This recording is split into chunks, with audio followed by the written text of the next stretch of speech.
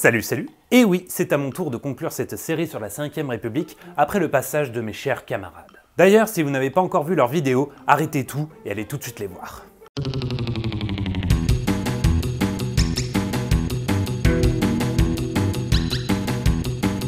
Ça fait 60 ans que nous vivons sous le régime de la 5ème République. 60 ans, c'est suffisant pour dire qu'on commence à en avoir fait le tour des pratiques institutionnelles. Surtout que cette République commence à montrer un certain essoufflement en ces temps de crise sociale. Alors voyons voir tout ça. Bienvenue sur WIP, la chaîne du jeu politique. Vive la République! Vive la France! Alors, la 5ème République a 60 ans. C'est pas mal car parmi toutes les républiques qu'a connues la France, la 5ème République est en seconde position en termes de longévité, juste derrière les 70 ans de la 3ème République. Alors c'est formidable tout ça, mais qu'est-ce que ça nous dit? Eh bien que la 5ème République est un régime stable. Un président est élu, soutenu par une majorité au Parlement, il nomme le gouvernement et conduit une politique jusqu'au terme de son mandat dans les règles établies par la Constitution. Cette stabilité acquise a été le fruit d'un long cheminement, car la France, depuis la Révolution, a mis beaucoup de temps à trouver ses institutions. En effet, derrière le foot, ou le rugby, Chaban, toujours sur lui, dans le public, il a marqué un essai. La France a eu, auparavant, un autre sport national, le changement de régime. La monarchie est abolie en France.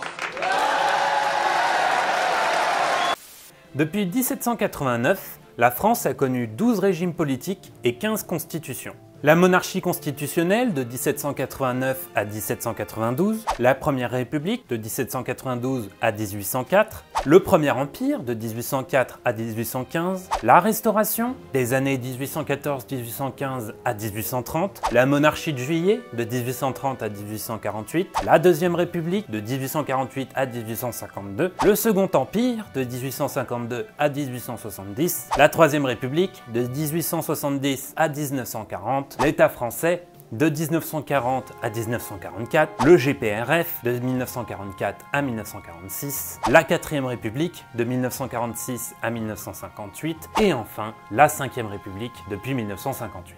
Si on fait une moyenne, ça fait un changement de régime tous les 17 ans et demi en 229 ans. Ça fait beaucoup. Surtout quand on compare avec d'autres pays comme le Royaume-Uni ou les États-Unis.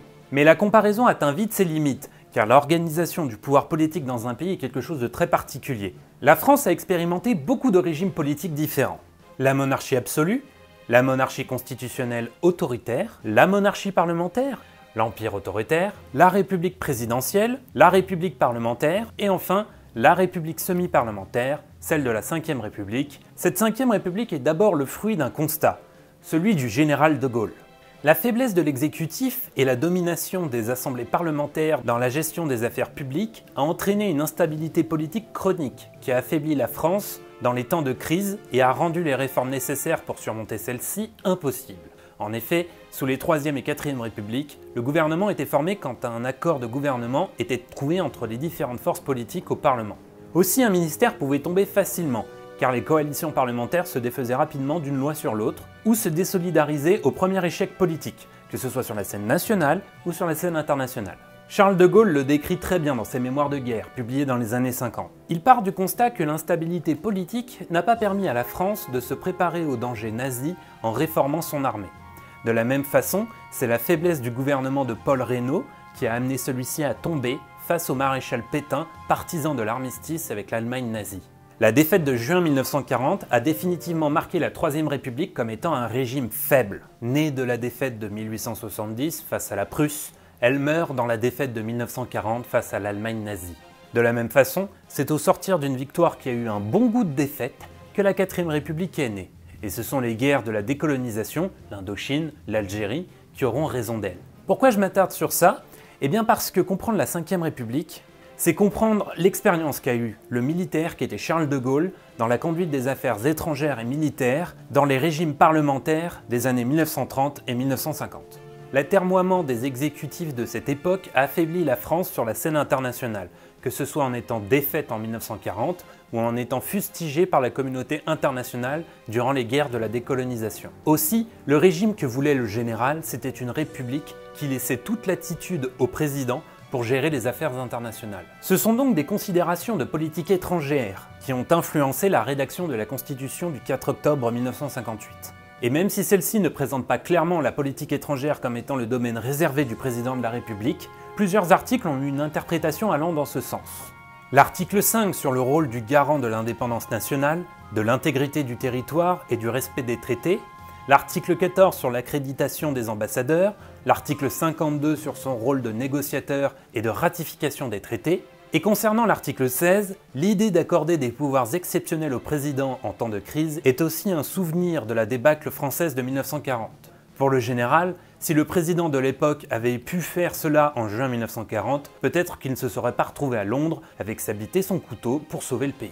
Et le Parlement dans tout ça? Eh bien comme le système fait qu'il est très difficile pour le Parlement de renverser le gouvernement par une motion de censure, et que ce dernier peut forcer la main du Parlement pour adopter ses textes ou ses décisions via l'article 49.3, eh bien, évidemment, il n'a pas vraiment de contrôle sur la politique étrangère. Il lui revient bien sûr de décider de la déclaration de la guerre et de ratifier les traités et accords internationaux. Mais rien dans la Constitution n'oblige l'exécutif à demander l'approbation du Parlement pour engager des forces dans le cadre d'opérations extérieures. En gros, le Parlement ne peut que constater les décisions prises par l'exécutif sans pour autant fixer les grandes lignes de la politique étrangère. Ce poids dominant de l'exécutif dans les affaires étrangères se ressent aussi dans les autres domaines. Comme vous l'a expliqué Valentine, la Ve République consacre un monarque républicain qui a les coups des franges pour gouverner grâce à sa majorité parlementaire. La nécessité d'une stabilité gouvernementale pour réaffirmer la France sur la scène internationale passe donc par une stabilité de la politique conduite sur la scène nationale. La Constitution d'octobre 1958 semble donc très efficace sur ce point.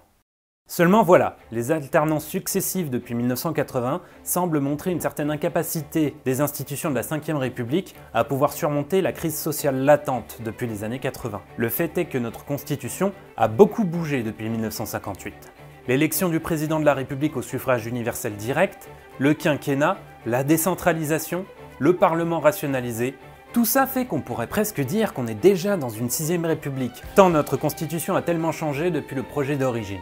Mais ces changements ne semblent pas avoir répondu aux malaises sociaux. Depuis l'instauration du quinquennat, le schéma suivant se répète.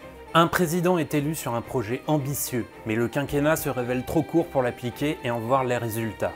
Le début du quinquennat se fait au pas de charge, puis vient le temps des mesures court-termistes pour limiter le mécontentement populaire, les résultats tardent à arriver et on repart déjà en campagne au bout de la 5e année. Et au final, l'opposition arrive au pouvoir. L'abstention galope et les citoyens se sentent déconnectés. Alors on voit émerger depuis peu l'idée d'un changement radical de nos institutions. La dernière élection présidentielle a été marquante sur ce point. Sur les 5 premiers candidats au premier tour, 2 étaient pour un passage à la 6e République. Il s'agissait de Benoît Hamon et de Jean-Luc Mélenchon. Leurs voix cumulées représentaient environ 26% des suffrages exprimés, soit plus de 9 millions de voix sur 36. Tous deux défendaient une vision très parlementaire de la République. Ils souhaitaient la fin de la monarchie présidentielle et du culte de l'homme providentiel tel qu'il s'est développé sous la 5e République. Néanmoins, c'est un candidat très à l'aise dans les habits gaulliens de la 5e République qui a été élu au second tour. Mais la verticalité de l'exercice du pouvoir par Emmanuel Macron n'a pas permis de calmer les tensions sociales dans le pays pour l'instant. Et à l'heure où on parle d'une réforme constitutionnelle allant dans un sens très présidentiel du régime et une rationalisation accrue du Parlement, il serait peut-être temps de tourner la page des 3e et 4e Républiques et de refaire à nouveau confiance au Parlement, aux collectivités territoriales et aux citoyens pour concevoir les politiques publiques qui sont aujourd'hui décidées à Paris. Voilà, c'est tout pour cette vidéo. On espère chez WIP que cette petite série sur la 5e République vous aura plu. Si vous avez aimé cette vidéo, alors n'hésitez plus, lâchez un pouce bleu, partagez-la, abonnez-vous. Et si vous voulez en savoir plus sur nous, eh bien nous sommes présents sur Twitter, sur Facebook et sur Instagram. Vous pouvez aussi venir discuter avec nous sur Discord ou nous soutenir via notre page Tipeee. Vive la 6e République et vive la France!